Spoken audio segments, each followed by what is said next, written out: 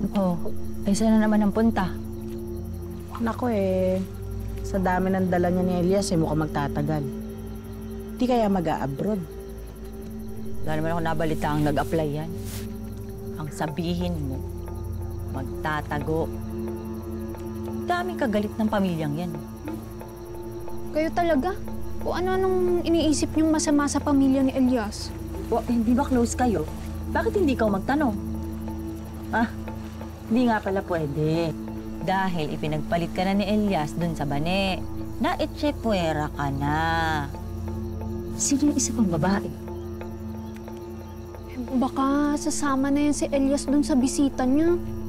Parang nanay ata yan ng Bunjoy. Baka nga talagang anak ni Elias yung batang yan. At sinusundo na siya yung babaeng na-disgrasya niya. Posible yan.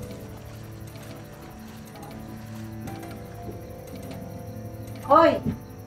Walang magandang palabas sa TV, kaya kami pinapanood nyo? Popcorn, gusto nyo?